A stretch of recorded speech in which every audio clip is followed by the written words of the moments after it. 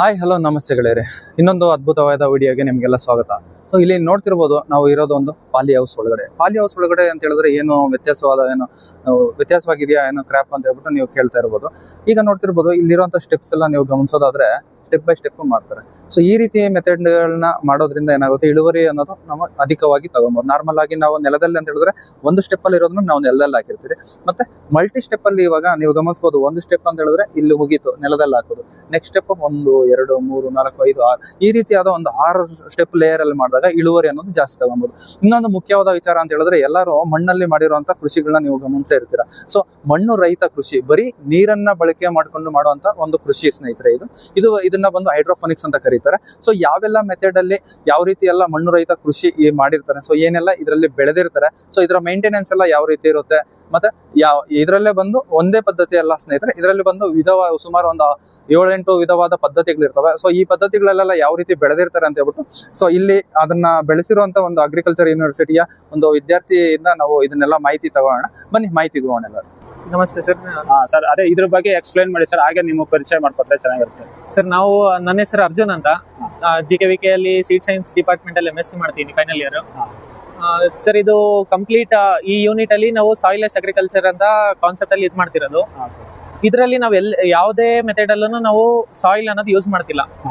ಇದು 1 by 1 method explain ಮಾಡ್ಬಿಡ sir. Sir ಹಾಗೇನೆ ಮಾಡಿ ಸರ್. ಟ್ರೆಂಚ್ ಮೆಥಡ್ ಅಂತ, ಇದರಲ್ಲಿ ನಾವು ವರ್ಮಿ ಕಾಂಪೋಸ್ಟ್ 50% ಕೊಕೋಫಿಟ್ 50% ಮತ್ತೆ ಸ್ಯಾಂಡ್ 50% ಯೂಸ್ ಮಾಡಿರ್ತೀವಿ. ಇದು ಮಿಕ್ಸ್ ಮಾಡಿ ಟ್ರೆಂಚ್ ಮೆಥಡ್ ಅಲ್ಲಿ ಇದು ಮಾಡ್ಕೊಂಡು ನಾವು ಶುಂಠಿ ಮತ್ತೆ ಇದು ಟರ್ಮರಿಕ್ ಅಂದ್ರೆ ಇದು ಅರಿಶಿನ ಇವೆಲ್ಲ ಬೆಳೆಯಕ್ಕೆ ಯೂಸ್ ಮಾಡ್ತಿದೀವಿ. ಮತ್ತೆ ನಾವು ಯಾವುದೇ ತರಹದ ಇದು ಗ್ರೀನ್ ಲೀಫಿ ವೆಜಿಟೇಬಲ್ ಅಂದ್ರೆ ಸೊಪ್ಪಿಂದ ಇದು ಯಾವುದೇ ಆದ್ರೂ ಬೆಳಿಬಹುದು. ಮತ್ತೆ ಇದರಲ್ಲಿ ನಮ್ಗೆ ನ್ಯೂಟ್ರಿಯೆಂಟ್ಸ್ ಡೈರೆಕ್ಟ್ ಪ್ಲಾಂಟಿಗೆ ಬರ್ತಿರುತ್ತೆ. ಮಾಯಿಶ್ಚರ್ ಎಷ್ಟು ಬೇಕೋ ಅಷ್ಟೇ ಹಿಡಿದಿರುತ್ತೆ ಅದು. ಅದರಿಂದ ಇದರಲ್ಲಿ ಕೊಳಿಯುವಂತದ್ದು ಏನೂ ಆಗಲ್ಲ. ಇದು ಶುಂಠಿ ಇವೆಲ್ಲ ಗಡ್ಡೆ ಕೊಳಿಯೋದು ಸರ್. ಇಳುವರಿನಲ್ಲಿ ಈಗ ನಾವು ಮಣ್ಣಿನಲ್ಲಿ ಬೆಳಿತೀವಲ್ಲ, ಅದಕ್ಕೆ ಇಳುವರಿನಲ್ಲಿ ಏನಾದ್ರು ಇಳುವರಿ ಇವಾಗ ನೀವು ಶುಂಠಿಗೆ 1 ಲೈನ್ ಹಾಕ್ತೀರಾ, ಬಟ್ ಇದ್ರಲ್ಲಿ ಆದ್ರೆ ನಾವು 3 ಲೈನ್ ಇಲ್ಲ 4 ಲೈನ್ ವರೆಗೂ ಎಕ್ಸ್ಟೆಂಡ್ ಮಾಡ್ಕೋಬಹುದು. ಎಕ್ಸ್ಟೆಂಡ್ ಮಾಡ್ಕೊಂಡು 4 ಲೈನ್ ಅನ್ನು ಬೆಳಿಬಹುದು. ಒಂದೇ ಇದ್ರಲ್ಲಿ ಒಂದೇ ಸಾಲಲ್ಲಿ 4 ಲೈನ್ ಬೆಳಿಬಹುದು. ಸರಿ ಸರ್, ಇದು ತೊಟ್ಟಿ ಪದ್ಧತಿ ಅಂತ ಆಯ್ತು, ಥ್ರೋಟ್ ಮೆಥಡ್ ಅಂತ. ನೆಕ್ಸ್ಟ್ ಸರ್, ಈಗ ಇದು ಏನು ಬೇರೆ ಗಿಡ, ಇದು ಯಾವ ರೀತಿ ಸಿಸ್ಟಮ್ ಸರ್? ಸೊ ಇದು ಬೆಳೆ ಏನ್ ಸರ್, ಇದು ಹೆಸರು ಇದು ಸರ್? ಇದು ಬಟರ್ ರೆಡ್ ವೆರೈಟಿ ಅಂತ, ಲೆಟ್ಯೂಸ್ದು. ಇದು ನಮ್ಗೆ ಮೇಜರ್ ಆಗಿ ಸಲಾಡ್ಸ್, ಬರ್ಗರ್ಗೆ ಇದಕ್ಕೆ ಹೋಗುತ್ತೆ. ಮತ್ತೆ ಇದು ಆ ಕಡೆ ಇದೆ ಸರ್, ಅದು ಲೆಟ್ಯೂಸ್ ಬೇರೆ ವೆರೈಟಿ ಸರ್ ಅಷ್ಟೇ. ಮತ್ತೆ ಇದರಲ್ಲಿ ನಮ್ಗೆ ಅಂದ್ರೆ ಸರ್ ಇದ್ರಲ್ಲೆಲ್ಲ ತುಂಬಾ ಚಿಕ್ಕದಿದೆ, ಅಲ್ಲಿ ಇಷ್ಟೇ ಸಾಕು ಸರ್ ರೂಟ್ ಎಲ್ಲ ಡೆವಲಪ್ ಆಗೋದಕ್ಕೆ. ಇದರಲ್ಲಿ ರೂಟ್ಸ್ ಈಗ ಒಂದ್ ತೆಗೆದು ತೋರಿಸ್ತೀನಿ ನಿಮ್ಗೆ. ಇಷ್ಟು ರೂಟ್ಸ್ ಬೆಳೆದಿರುತ್ತೆ ಅಷ್ಟೇ, ಅದು ಅಷ್ಟೇ ಸರ್. ಇದು ಲೈಫ್ ಡ್ಯೂರೇಷನ್ ಸರ್, ಈಗ ಫೈನಲ್ ಇದು ಟ್ರಾನ್ಸ್ಪ್ಲಾಂಟ್ ಆದ್ಮೇಲೆ 45 ದಿನ ಅಣ್ಣ. ಈಗ ಇದು ಟ್ರಾನ್ಸ್ಪ್ಲಾಂಟ್ ಮಾಡಿ ಎಷ್ಟು ದಿನ ಆಗಿದೆ ಸರ್? ಯಾಕಂದ್ರೆ ತುಂಬಾ ಬೆಳೆದಿದೆ ಅಂತ. ಇದು ಅಂದ್ರೆ ಈಗ ನಮ್ದೊಂದು 48 ಡೇಸ್ ಆಗಿದೆ.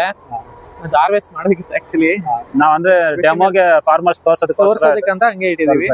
ಮತ್ತೆ ಇದರಲ್ಲಿ ಇದು ಟೆಕ್ನಾಲಜಿ ಹೆಂಗಿದಾಗುತ್ತೆ ಅಂದ್ರೆ, ಹೊರಗಡೆ ನ್ಯೂಟ್ರಿಯೆಂಟ್ ಟ್ಯಾಂಕ್ ಇರುತ್ತೆ. ನ್ಯೂಟ್ರಿಯೆಂಟ್ಸ್ ಅಲ್ಲಿ ಮಿಕ್ಸ್ ಮಾಡಿ ECPH ಮೈಂಟೈನ್ ಮಾಡಿ ನಾವು ವಾಟರ್ ಇದು ಮೇಲೆ ಇದು ಫ್ರೇಮ್ ಗೆ ಪಂಪ್ ಮಾಡಿರ್ತೀವಿ. ಮೇಲೆ ಫ್ರೇಮ್ ಅಲ್ಲಿ ವಾಟರ್ ಈ ರೇಂಜ್ ಅಂದ್ರೆ ಒಂದು ಅರ್ಧಕ್ಕೆ ಬರೋ ಅಷ್ಟರಲ್ಲಿ ವಾಟರ್ ಈ ಪೈಪ್ ಔಟ್ಲೆಟ್ ಪೈಪ್ ಇದೆಲ್ಲ ಅರ್ಧಕ್ಕೆ ಬಂದ್ಮೇಲೆ ಔಟ್ಲೆಟ್ ಪೈಪ್ ಇಂದ ನೆಕ್ಸ್ಟ್ ಫ್ರೇಮ್ ಬರುತ್ತೆ. ನೆಕ್ಸ್ಟ್ ಫ್ರೇಮ್ ಅಲ್ಲಿ ಲಾಸ್ಟ್ ವರೆಗೂ ವಾಟರ್ ಫಿಲ್ ಆಗುತ್ತೆ. ಲಾಸ್ಟ್ ಇಂದ ಮತ್ತೆ ಕೆಳಗಡೆ ಇದು ನೆಕ್ಸ್ಟ್ ಫ್ರೇಮ್ ಬರುತ್ತೆ. ಲಾಸ್ಟ್ ಫ್ರೇಮ್ ಅಲ್ಲಿ ಎಕ್ಸಸ್ ಆಗಿರೋ ವಾಟರ್ ಅಲ್ಲಿ ಔಟ್ಲೆಟ್ ಪೈಪ್ ಕಾಣಿಸ್ತಿದೆಲ್ಲ ನಿಮ್ಗೆ, ಆ ಔಟ್ಲೆಟ್ ಪೈಪ್ ಇಂದ ಹೊರಗೆ ಹೋಗಿ ಮತ್ತೆ ನಮ್ಗೆ ಟ್ಯಾಂಕ್ ಅಲ್ಲಿ ಕಲೆಕ್ಟ್ ಆಗುತ್ತೆ. ಮತ್ತೆ ವಾಟರ್ ಇದು ಅದೇ ಇದಾಗುತ್ತೆ. ನಾರ್ಮಲ್ ನಾವು ಮಣ್ಣೆಲ್ಲ ಬೆಳೆಯೋ ಇದಕ್ಕೆ ಕ್ರಾಪ್ ಗಿಂತ 90% ವಾಟರ್ ಸೇವ್ ಮಾಡಬಹುದು. 90% ವಾಟರ್ ಸೇವ್ ಮಾಡಬಹುದು. ಸರಿ ಸರ್, ಈಗ ನಾವು ಹೈಡ್ರೋಪೋನಿಕ್ ಸಿಸ್ಟಮ್ ಅಲ್ಲಿ ಎಕ್ಸಾಟಿಕ್ ಲೀವ್ಸ್ ಬಗ್ಗೆ ವಿಚಾರಿಸೋದು. ಈಗ ಸರ್ ಕೆಲವರು ಈ ತರ ಮಾಡ್ತಾರೆ, ಹಸುಗಳಿಗೆ ಇದ್ರ ಬಗ್ಗೆ ಮೇವು ತಯಾರಿಸ್ಕೊಳ್ಳೋದಕ್ಕೂ ಅದು ಮೇವು ತಯಾರಿಸೋದಕ್ಕೆ ಇಲ್ಲಿದೆ ಒಂದು ಮೆಥಡ್. ಈ ಮೆಥಡ್ ಅಲ್ಲಿ ಆಗುತ್ತೆ ಸರ್ ಹಸುಗಳಿಗೆ ಮೇವು ಬೆಳ್ಕೊಳ್ಳೋದಕ್ಕೆ? ಈ ಮೆಥಡ್ ಅಲ್ಲಿ ನಾವು ಸ್ಟಾರ್ಟಿಂಗ್ ಅಲ್ಲಿ ನರ್ಸರಿಯಿಂದ ತಂದಿರ್ತೀವಲ್ಲ, 15 ದಿನ ಬೆಳೆದಿರೋ ಗಿಡನ ತಂದಿರ್ತೀವಿ, ಅಂದ್ರೆ ಸೀಡ್ಲಿಂಗ್. ಆ 15 ದಿನ ಬೆಳೆದಿರೋದನ್ನ ತಗೊಬಂದು ಈ ಬ್ಯಾಸ್ಕೆಟ್ ಗೆ ಹಾಕ್ತಿವಿ. ಕೊಕೋಫಿಟ್ ಇರತ್ತಲ್ಲ ಅದರಲ್ಲಿ ಅದು ಸಮೇತ ಹಾಕಿರ್ತೀವಿ, ಬ್ಯಾಸ್ಕೆಟ್ ಗೆ ಹಾಕಿರ್ತೀವಿ. ಮತ್ತೆ ನಾವು ಇದಕ್ಕೆ ಏನು ವರ್ಮಿ ಕಾಂಪೋಸ್ಟ್ ಆಗ್ಬೇಕು, ಇದು ಕೊಕೋಫಿಟ್ ಆಗ್ಬೇಕು ಏನೇ ಇರಲ್ಲ. ಅದು 15 ದಿನ ಆದ್ಮೇಲೆ ತಗೊಬಂದು ಡೈರೆಕ್ಟ್ ಟ್ರಾನ್ಸ್ಪ್ಲಾಂಟ್ ಮಾಡಿರ್ತೀವಿ. ಸೀಡ್ ಹಾಕಕ್ ಆಗಲ್ಲ ಈ ಮೆಥಡ್ ಅಲ್ಲಿ. ಸರ್ ಈಗ ನಮಗೆ ನೀವು ಇಲ್ಲಿ ನಮ್ಗೆ ತೋರ್ಸೋದಕ್ಕೆ ಪ್ರಾತ್ಯಕ್ಷಿಕತೆಗೆ ಪಾಲಿ ಹೌಸ್ ಒಳಗಡೆ ಮಾಡಿದೀರಾ. ನಾವು ಓಪನ್ ಫೀಲ್ಡ್ ಅಲ್ಲಿ ನೆಟ್ ಹೌಸ್ ಮಾಡ್ಕೊಂಡು ಏನಾದ್ರು ಮಾಡೋದ್ ಸಾಧ್ಯತೆ ಇರುತ್ತೆ? ಎಕ್ಸಾಟಿಕ್ ಕ್ರಾಪ್ಸ್ ನೆಟ್ ಹೌಸ್ ಅಲ್ಲಿಯೇ ಮಾಡಬೇಕು. ಯಾಕಂದ್ರೆ ನಮ್ಗೆ ಕಂಟ್ರೋಲ್ಡ್ ಎನ್ವಿರಾನ್ಮೆಂಟ್ ಇರಬೇಕು. ಅಂದ್ರೆ ನಮ್ಗೆ ಟೆಂಪರೇಚರ್ ಮತ್ತೆ ಹ್ಯೂಮಿಡಿಟಿ ಇರೋದಲ್ಲ ಮೈಂಟೈನ್ ಆಗ್ಬೇಕು. ನಾವು ಓಪನ್ ಫೀಲ್ಡ್ ಅಲ್ಲಿ ಅಂದ್ರೆ ಡೇ ಅಲ್ಲಿ ಹೈ ಟೆಂಪರೇಚರ್ ಇರುತ್ತೆ, ನೈಟ್ ಅಲ್ಲಿ ಕಮ್ಮಿ ಆಗುತ್ತೆ, ಮತ್ತೆ ತುಂಬಾ ಹೈ ಟೆಂಪರೇಚರ್ ಇರಬಾರ್ದು, ತುಂಬಾ ಲೋ ಟೆಂಪರೇಚರ್ ಇರಬಾರ್ದು ಎಕ್ಸಾಟಿಕ್ ಕ್ರಾಪ್ಸ್ ಗೆ. ಅದರಿಂದ ಪ್ರೊಟೆಕ್ಟೆಡ್ ಕಲ್ಟಿವೇಶನ್ ಅಲ್ಲೇ ಯೂಸ್ ಮಾಡ್ತೀವಿ. ಹೋಗಿ ಒಂದ್ ಕ್ಲಿಪ್ಪಿಂಗ್ ತಗೊಂಡ್ ಬಂದ್ಬಿಡೋದಕ್ಕೆ ಏನಾದ್ರು ಆಗುತ್ತೆ ಲಾಸ್ಟ್ ಅಲ್ಲಿ? ಹೋಗ್ಬನ್ನಿ. ಆಮೇಲೆ ಸರ್ ಹೇಳಿ. ಇದು nutrient film technology A frame ಅಂತ. ಇದು ಸೇಮ್ ವರ್ಟಿಫೋನಿಕ್ಸ್ ಅಲ್ಲಿ ತೋರಿಸಿದೆಲ್ಲ ಸೇಮ್ ಮೆಥಡ್ ಅಲ್ಲೇ ವರ್ಕ್ ಆಗುತ್ತೆ. ಅಲ್ಲ ಸರ್, ಇದು ವರ್ಟಿಫೋನಿಕ್ಸ್ ಸರ್ ಅದು ಗೊತ್ತಾಯ್ತು ಸರ್. ಬಾಕ್ಸ್ ಅಲ್ಲಿ ಈಗ ಇದು ನ್ಯೂಟ್ರಿಯೆಂಟ್ ಎಲ್ಲ ಫೀಡ್ ಮಾಡ್ತಿರಲ್ವಾ, ಅದ್ರಲ್ಲಿ ನೀರು ಅದೇ ತರ ರಿಟರ್ನ್ ಬರುತ್ತೆ ಸರ್ ಅದು ಕೆಳಗಡೆ? ಬಾಕ್ಸ್ ಅಲ್ಲಿ ಅದು ನಾವು ಇದು ಟ್ರಫ್ ಮೆಥಡ್ ಹೇಳ್ತೀರಾ. ಟ್ರಫ್ ಮೆಥಡ್ ಅಲ್ಲಿ ನಾವು ವರ್ಮಿ ಕಾಂಪೋಸ್ಟ್ ಮತ್ತೆ ಇದಾಕಿರ್ತೀವಲ್ಲ, ಎಷ್ಟು ನೀರ್ ಬೇಕೋ ಅಷ್ಟೇ ಪ್ರಮಾಣದಲ್ಲಿ ಕೊಡ್ತಿರ್ತೀವಿ. ಮಾಯಿಶ್ಚರ್ ಹೋಲ್ಡ್ ಆಗಿರುತ್ತೆ ಅದರಲ್ಲಿ, ನೀರು ತುಂಬಾ ನಿಲ್ಲೋವರೆಗೂ ನಾವು ಬಿಡಲ್ಲ ಅದರಲ್ಲಿ. ಅಂದ್ರೆ ಅದು ಸೆನ್ಸರ್ ಬೇಸ್ಡ್ ಇದನ್ನ ಕೊಡ್ತೀರಾ? ಅಂದ್ರೆ ನಾವು ಅಂದ್ರೆ ನಮ್ಮ ರಫ್ ಸೆನ್ಸರ್ ಆದ್ರೂ ಇದು ಇನ್ಸ್ಟಾಲ್ ಮಾಡ್ಕೋಬಹುದು. ಇಲ್ಲ ಇವಾಗ ನಮ್ಗೆ ಇದಾಗಿದೆ ಅಲ್ಲ, ಅಂದ್ರೆ ಎಕ್ಸ್ಪೀರಿಯನ್ಸ್ ಆದ್ಮೇಲೆ ಎಷ್ಟು ಡ್ಯೂರೇಷನ್ ಅಲ್ಲಿ ವಾಟರ್ ಕೊಟ್ರೆ ಎಷ್ಟು ಇರುತ್ತೆ ಅನ್ನೋದು ನಮ್ಗೆ ಇದಾಗಿರುತ್ತೆ, ಒಂದು ಅಂದಾಜು ಇರುತ್ತೆ. ಅದ್ರ ಮೇಲೆ ಇದ್ ಮಾಡಿರ್ತೀವಿ. ಅದ್ರಲ್ಲೂ ಎಕ್ಸಿಟ್ ವಾಲ್ವ್ ಇಟ್ಕೋಬಹುದು. ನಮ್ಗೆ ಎಕ್ಸೆಸ್ ಆಗಿರೋ ವಾಟರ್ ಕೆಳಗಡೆ ಬರುತ್ತೆ. ನೆಕ್ಸ್ಟ್ ನೋಡಬಹುದು ಅಲ್ವಾ ಸರ್? ಹೌದು. ಯಾವ ರೀತಿ ಬರುತ್ತೆ ಅಂತ ನೀರೆಲ್ಲ ಮತ್ತೆ ಹೋಗಿ ಲಾಸ್ಟ್ ಅಲ್ಲಿ ಮತ್ತೆ ಟ್ಯಾಂಕ್ ರಿಟರ್ನ್ ಬರುತ್ತೆ. ಸರ್ ಇದು ಪಾಟ್ಗಳಲ್ಲಿ ಸ್ಪೈನಚ್ ಅಂದ್ರೆ ಪಾಲಕ್ ಸೊಪ್ಪು ಅಲ್ವಾ? ಎಬಂಡ್ ಫ್ಲೋ ಸಿಸ್ಟಮ್ ಅಂತ ಇದು. ಇದರಲ್ಲಿ ನಾವು ಪಾಟ್ ಅಲ್ಲಿ ನಾವು ಇದಿರತ್ತಲ್ಲ ಏನು ಕೊಕೋಪೀಟ್, ವರ್ಮಿಕ್ಯುಲೇಟ್ ಇರೆಲ್ಲ ಪರ್ಲೇಟ್ ಯೂಸ್ ಮಾಡ್ಕೋಬಹುದು. ಇದರಲ್ಲಿ ನಾವು ನೀರು ಕೆಳಗಡೆ ಹರಿಸ್ತೀವಿ. ಕೆಳಗಡೆ ನೀರು ಹರಿಸಿದಾಗ ನಮ್ಗೆ ವಾಟರ್ ಈ ರೇಂಜ್ ವರೆಗೂ ಬರುತ್ತೆ. ವಾಟರ್ ಈ ರೇಂಜ್ ವರೆಗೂ ಬಂದ್ಮೇಲೆ ರೂಟ್ ಕೆಳಗಡೆ ಹಿಂಗೆ ಹೋಲ್ಸ್ ಇರುತ್ತೆ ಪಾಟಿಗೆ. ಇದರಿಂದ ವಾಟರ್ ಅಬ್ಸರ್ವ್ ಆಗುತ್ತೆ. ಎಷ್ಟು ಬೇಕೋ ಅಷ್ಟು ಮಾಯಿಶ್ಚರ್ ಇಟ್ಕೊಂಡಿರುತ್ತೆ ಈ ಪಾಟ್ ಅಲ್ಲಿ. ಸರಿ ಈಗ ರೂಟ್ ಏನೋ ಕೆಳಗಡೆ ಬಂದ್ರೆ ಸರ್ ಚಿಕ್ಕ ಮೊಳಕೆನಲ್ಲಿ ಅದಷ್ಟು ಕೆಳಗಡೆ ಚಿಕ್ಕ ಮೊಳಕೆ ಇದ್ರೂ ಅಷ್ಟೇ ಇದರಲ್ಲಿ ವರ್ಮಿಕ್ಯುಲೇಟ್ ಮತ್ತೆ ಕೊಕೋಫಿಟ್ ಯೂಸ್ ಮಾಡಿರ್ತೀವಲ್ಲ, ಮಾಯಿಶ್ಚರ್ ಕೆಳಗಡೆಯಿಂದ ಮೇಲೆ ಕೇಳ್ಕೊಂಡಿರುತ್ತೆ ಅದು. ಸರ್ ಈ ಕಾನ್ಸೆಪ್ಟ್ ನನ್ನ ಪ್ರಕಾರ ಟೆರೆಸ್ ಗಾರ್ಡನ್ ಗೂ ಶೂಟ್ ಆಗ್ಬೋದು ಅನ್ಸುತ್ತೆ. ಟೆರೆಸ್ ಗಾರ್ಡನ್ ಯೂಸ್ ಮಾಡ್ಬೋದು, ಮನೆಗೆ ಬೇಕಾದ್ರೆ ಬಳಸ್ಕೋಬಹುದು. ನೆಕ್ಸ್ಟ್ ಸರ್ ಈಗ ಅದೇ ಸರ್ ಈಗ ಈ ಸಿಸ್ಟಮ್ ಅಲ್ಲಿ ಏನೆಲ್ಲ ಕ್ರಾಪ್ ನಾವು ಬೆಳ್ಕೋಬಹುದು ಸರ್? ಎಲ್ಲ ಲೀಫಿ ವೆಜಿಟೇಬಲ್ಸ್, ಈಗ ಪಾಲಕ್ ಬೆಳಿಬಹುದು, ಬೇರೆ ನಮ್ಗೆ ಏನ್ ಸೊಪ್ಪು ಬೇಕಿದ್ರು ಬೆಳಿಬಹುದು, ಲೆಟ್ಯೂಸ್ ಬೆಳಿಬಹುದು. ಅಲ್ಲಿ ಕೊತ್ತಂಬರಿ ಬೆಳೆದಿದ್ದೀವಿ, ಕೊತ್ತಂಬರಿ ಬೆಳಿಬಹುದು, ಮತ್ತೆ ಸಬೋಕ್ಸಿ ಬೆಳಿಬಹುದು.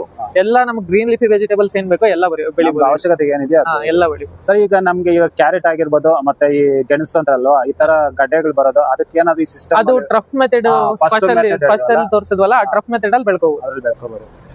ಸರ್ ಇದಕ್ಕೆ ಮತ್ತೆ ಈ ಪಾರ್ಟ್ ಸಿಸ್ಟಮ್ ಅಲ್ಲಿ ಬೆಳೆಯೋದಕ್ಕೆ ಇದ್ರಲ್ಲಿ ಹೇಳಿದ್ವಲ್ಲ, ಅದಕ್ಕೆ ಇದಕ್ಕೆ ಡಿಫ್ರೆನ್ಸ್ ಏನ್ ಸರ್? ಈಲ್ಡ್ ಅಲ್ಲಿ ಮತ್ತೆ ಪ್ರದೇಶದಲ್ಲಿ ಏನಾದ್ರು ವರ್ಕೌಟ್ ಆಗುತ್ತಾ ಅದ್ರಲ್ಲಿ? ಅಂದ್ರೆ ಇದ್ರಲ್ಲಿ ನಮ್ಗೆ ಲೇಯರ್ಡ್ ವೈಸ್ ಇದ್ ಮಾಡ್ಕೊಳಕ್ ಆಗಲ್ಲ.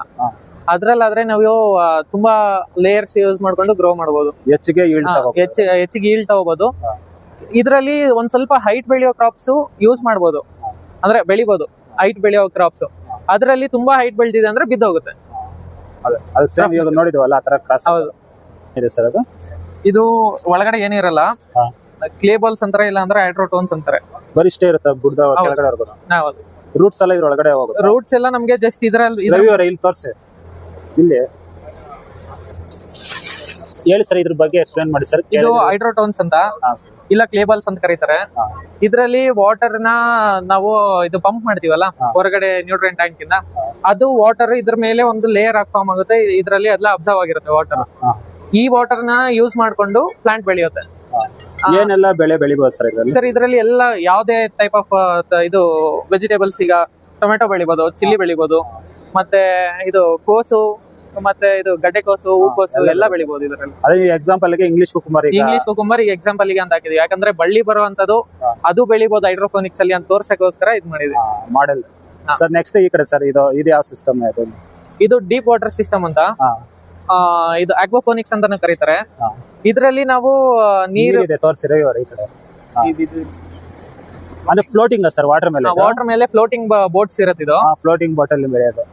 ಇದರಲ್ಲಿ ನಾವೇನ್ ಮಾಡ್ತೀವಿ, ನಾವು ಟ್ರಾನ್ಸ್ಪ್ಲಾಂಟ್ ಅಂದ್ರೆ ನರ್ಸರಿಯಲ್ಲಿ ಗಿಡ ದೊಡ್ಡದಾದ್ಮೇಲೆ, ಅಂದ್ರೆ ಬೀಜದಿಂದ ಗಿಡ ಆದ್ಮೇಲೆ 15 ದಿವಸ ಇಲ್ಲ 20 ದಿವಸ ಆಗಿರೋ ಗಿಡ ತಗೊಬಂದು ಈ ಬಕೆಟ್ಸ್ ಎಲ್ಲ ಹಾಕಿರ್ತೀವಿ.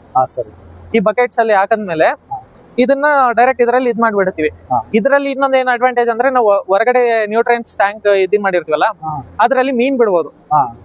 ಮೀನು ಬಿಟ್ಟಿರೋದು ಅದು ಅಂದ್ರೆ ಅದು ಮೀನು ಇದು ಎಕ್ಸ್ಕ್ರೀಟ್ ಇರೋದಲ್ಲ, ಅದನ್ನ ಮತ್ತೆ ಇದಕ್ಕೆ ಪಂಪ್ ಮಾಡ್ತೀವಿ. ಆ ಪಂಪ್ ಮಾಡಿರೋದನ್ನ ಮತ್ತೆ ನಾವು ಇದು ನ್ಯೂಟ್ರಿಯೆಂಟ್ಸ್ ಚೆಕ್ ಮಾಡ್ಕೊಂಡು ಯಾವ ಎಸೆನ್ಷಿಯಲ್ ನ್ಯೂಟ್ರಿಯೆಂಟ್ಸ್ ಇದೆ ಅದನ್ನ ಮತ್ತೆ ಆಡ್ ಮಾಡ್ಕೊಂಡು ECPH ಮ್ಯಾನೇಜ್ ಮಾಡ್ಕೊಂಡು ಇದರಲ್ಲಿ ಮತ್ತೆ ವಾಟರ್ ಫಿಲ್ ಮಾಡ್ತೀವಿ. ಈ ರೇಂಜ್ ವಾಟರ್ ಫಿಲ್ ಆಗಿರುತ್ತೆ ಯಾವಾಗ್ಲೂ ಇಷ್ಟಿದ್ದೇ ಇರುತ್ತೆ. ನಮ್ಗೆ ಹಾರ್ವೆಸ್ಟ್ ಮಾಡೋವರೆಗೂ ಇದೇ ತರ ಫ್ಲೋಟಿಂಗ್ ಅಲ್ಲೇ ಇರುತ್ತೆ ಸರ್. ಫ್ಲೋಟಿಂಗ್ ಅಲ್ಲೇ ಇರುತ್ತೆ. ಅದು ಪ್ಲಾಂಟ್ಸ್ ವಾಟರ್ ಯೂಸ್ ಮಾಡ್ಕೊಂಡು ವಾಟರ್ ಲೆವೆಲ್ ಕಮ್ಮಿ ಆದಂಗೆಲ್ಲ ನಾವು ವಾಟರ್ ಇನ್ಕ್ರೀಸ್ ಮಾಡ್ತಾ ಇರ್ಬೇಕು ಸರ್. ಈ ಕಡೆ ಏನು ವೆರೈಟಿ ಸರ್ ಇದು ಗಿಡ ವಿಶೇಷ ಕಾಣಿಸ್ತಾ ಇದೆ? ಇದು ಲೆಟ್ಯೂಸ್, ಇದು ವಾಟರ್ ಸ್ಪಿನಾಚ್ ಅಂತೀವಿ. ಪಾಲಕದು ಡಿಫ್ರೆಂಟ್ ವೆರೈಟಿ ಇದು. ಅಂದ್ರೆ ಈಗ ನಮ್ಮ ರೈತರಿಗೆ ಇನ್ನೂ ಅದು ಪರಿಚಯ ಆಗಿಲ್ಲ ಇಲ್ಲ, ಅಷ್ಟೊಂದಿಲ್ಲ.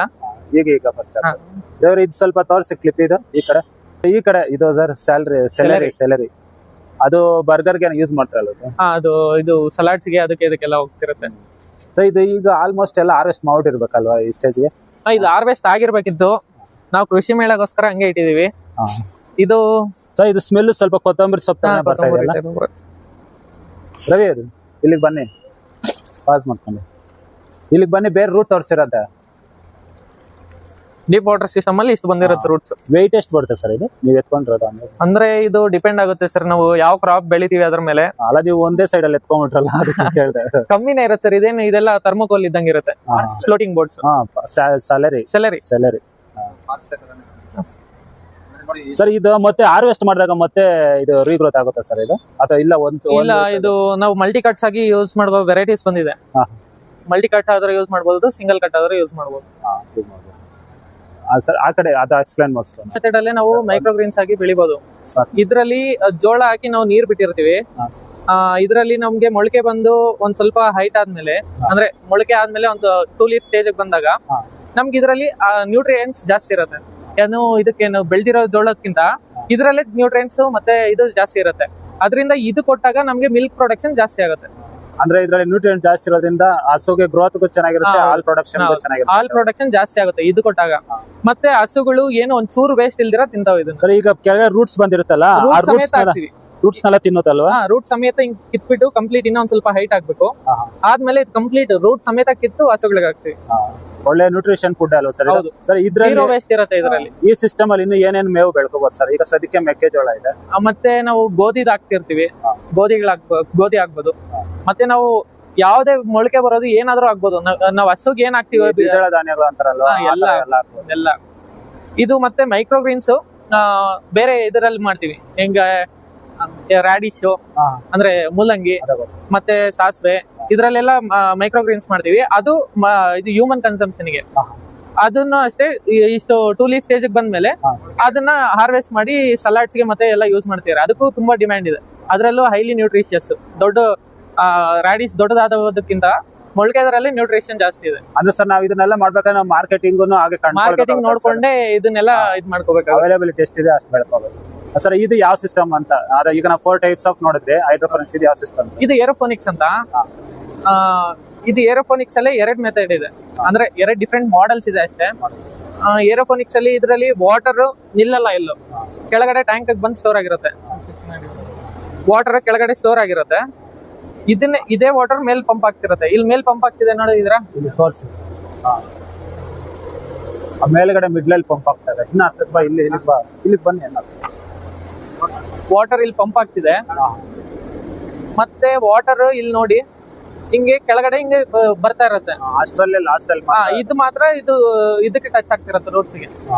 ಆ ಝೋನ್ ಇಂದ ವಾಟರ್ ಇದಾಗುತ್ತೆ. ಇದ್ರಲ್ಲಿ ಏನೇನು ಗಿಡಗಳನ್ನ ಬೆಳೆಸಬಹುದು ಸರ್? ಸೊ ಆಲ್ಮೋಸ್ಟ್ ಅಲ್ಲಿ ದಂಟಿನ ಸೊಪ್ಪು ಏನೋ ಬೆಳೆಸಿದ್ರೆ ಆ ಕಡೆ ಎಲ್ಲ ಬೆಳಿಬಹುದು ಸರ್ ಈ ಮೆಥಡ್ ಅಲ್ಲೂ. ಇವಾಗ ನಾವು ಸೌತೆಕಾಯಿ ಬೆಳೆಸಿದೀವಿ. ಸೌತೆಕಾಯಿ ಬೆಳೆದಿದ್ದೀರಾ? ಇಲ್ಲಿ ಸೌತೆಕಾಯಿ ಗಿಡ ಹಾಕಿದೀವಿ ನಾವು. ಮೇಲಕ್ಕೆ ಇದಕ್ಕೆ ಸಪೋರ್ಟ್ ಕೊಟ್ಟು ಏನಾದ್ರೂ ಕಟ್ರಿ ಏನಾದ್ರೂ ಬೆಳಿಬಹುದು ಇದ್ರಲ್ಲ. ಆಲ್ಮೋಸ್ಟ್ ನೋಡಿ, ನಮ್ಮ ವೀಕ್ಷಕರು ಗಮನಿಸಿ, ಕೊತ್ತಂಬರಿ ಸೊಪ್ಪಿದೆ, ಪಾಲಕ್ ಸೊಪ್ಪಿದೆ, ಸಬ್ಬಕ್ಕಿ ಸೊಪ್ಪಿದೆ, ಸೌತೆಕಾಯಿ ಗಿಡ ಇದೆ. ಇಲ್ಲಿ ಕೆಳಗಡೆ ಒಟ್ಟು 5 ಕ್ರಾಪ್ಗಳನ್ನ ಒಂದೇ ಇದ್ರಲ್ಲೇ ಬೆಳೆಸ್ಕೊಂಡಿದ್ದಾರೆ. ಇದು ಅದ್ಭುತ ಅಂತಾನೆ ಹೇಳ್ಬೋದು. ಸಾಯಿಲೆಸ್ ಕಲ್ಟಿವೇಶನ್ ಅಲ್ಲಿ ಇನ್ನೇನು ಸಾಕಾಗುತ್ತಾ? ಅದು ಮಾಮೂಲಿ ಇದೇ ಸಿಸ್ಟಮ್ ಅಲ್ಲೇ ಅದನ್ನ ಬೆಳೆಸ್ಕೊಂಡಿದ್ದಾರೆ ಸರ್. ಅದೇನ್ ಗಿಡ ಹಾಕ್ತಾ ಇರೋದು? ಬೇಸಿಲ್ ಸೊಪ್ಪು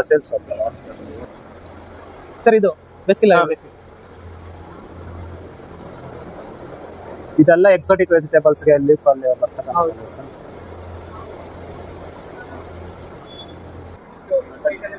ಸರ್. ಇಷ್ಟೆಲ್ಲ ಒಂದು ವಿಧವಾದಂತಹ ಒಂದು ಲೀಫಿ ವೆಜಿಟೇಬಲ್ಸ್ ನೀವು ಇದರಲ್ಲಿ ಗ್ರೋ ಮಾಡ್ತೀರಾ ಈ ಮೆಥಡ್ ಅಲ್ಲಿ, ಅಂದ್ರೆ ಸಾಯಿಲ್ಲೆಸ್ ಮೆಥಡ್ ಅಲ್ಲಿ. ಸೊ ಈಗ ನಾರ್ಮಲ್ ಆಗಿ ಸಾಯಿಲ್ ಅಲ್ಲಿ ನಾವು ಮಾಡ್ಬೇಕಾದ್ರೆ ತುಂಬಾ ರೀತಿಯಾದ ಡಿಸೀಸಸ್ ಇಂಥದೆಲ್ಲ ಬರ್ತದೆ.